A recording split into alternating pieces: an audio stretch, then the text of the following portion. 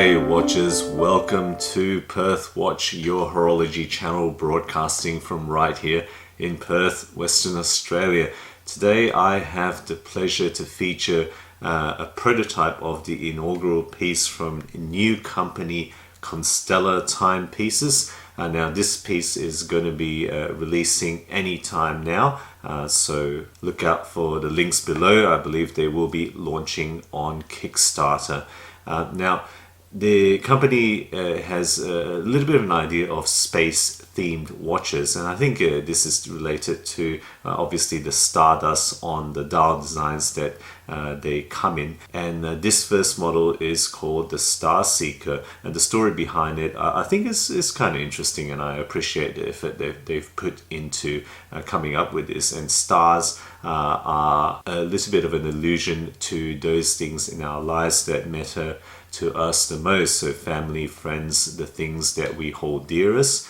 So the hope is that, you know, wearing a timepiece helps remind us of these things. They've created a little bit of a graphic story to illustrate a little bit of the idea. I'll put some screenshots here for you guys to pause and just appreciate the art that they've kind of commissioned for this idea. Okay, so guys, let's get on to the watch. It comes in this little packaging, nothing too special, so without further ado, let's just flip the camera around and take a closer look at what's in here. Alright guys, so here we have the box on the table. Now it's cardboard underneath, but they've kind of got this nice faux cork type of texture on the outside, which is kind of cool. I quite like that actually. So fairly simple, black felt on the inside, the part where the warranty might go, and then it's just got a holder. I've got the extra links on the inside there. Okay, so just going to remove that, undo the clasp and put away the box.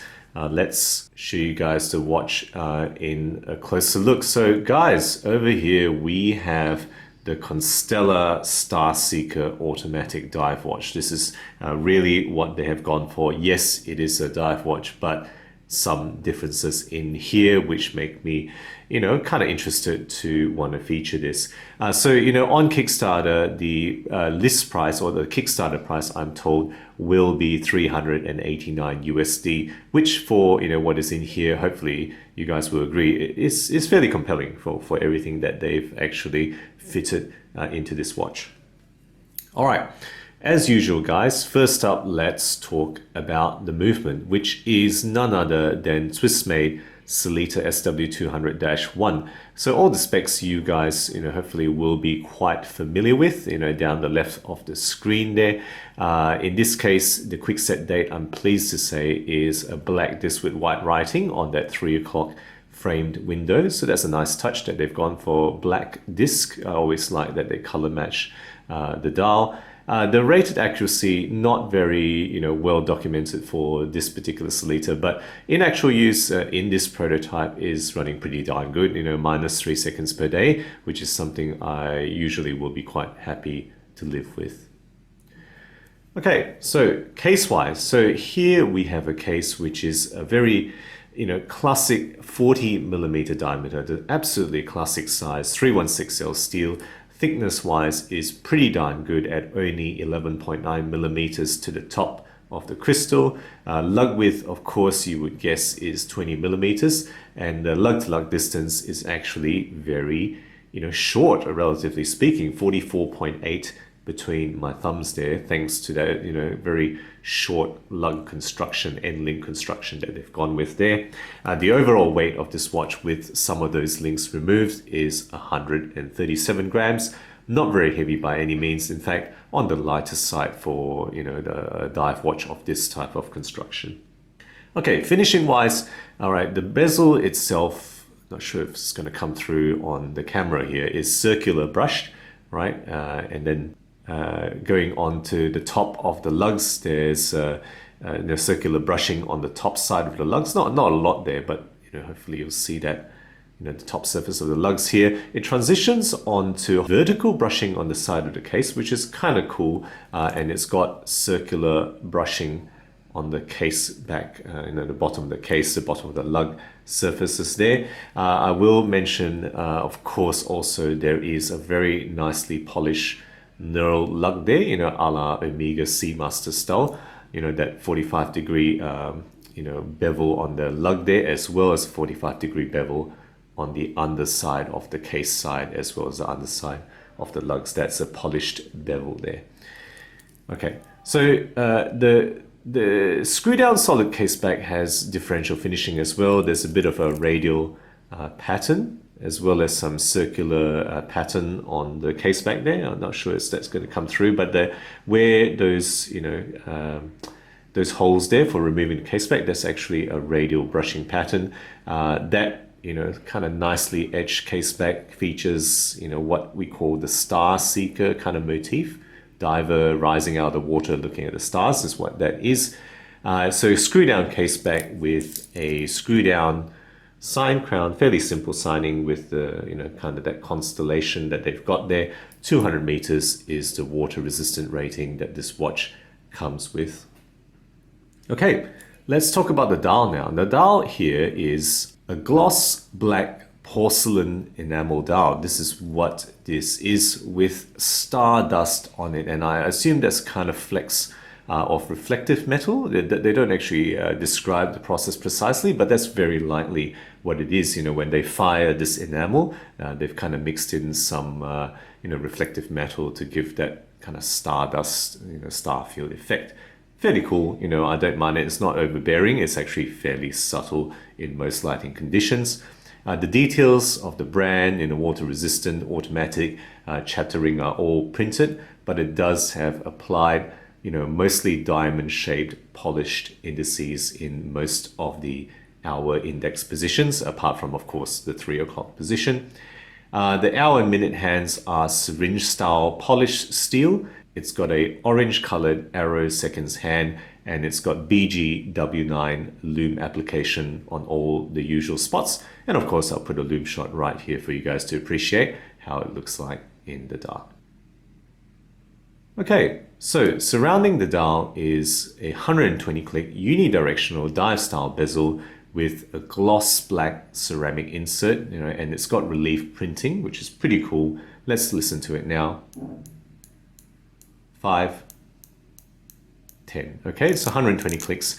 Fairly nice, not too loud, quite easy to turn, very minimal playback. Nothing much bad I can say about this bezel. Is actually fairly well done, I reckon. And then on top of the dial is a domed sapphire crystal, very lightly domed, but it is domed, and it's got some anti-reflective treatment, as you can see there. Okay, on to the bracelet then, guys. The bracelet is a 3-piece per link oyster style. I'm going to say this is an oyster style bracelet because really I feel that this is what it looks like. Fully brushed, including the sides is also brushed. They haven't gone for polished here. It's got push pin and collar for adjustment, and it's got solid end links that you can hopefully see there. Right, that's what you're seeing there. The clasp is kind of a little bit more Chinese OEM pressed metal. Now there's a bit of scratches here because this prototype has done the rounds a bit. Push button release, right? You've seen this before, fairly solid arms, but a press metal keeper is what you have here. And then the typical, you can guess it, 3-point micro adjustment.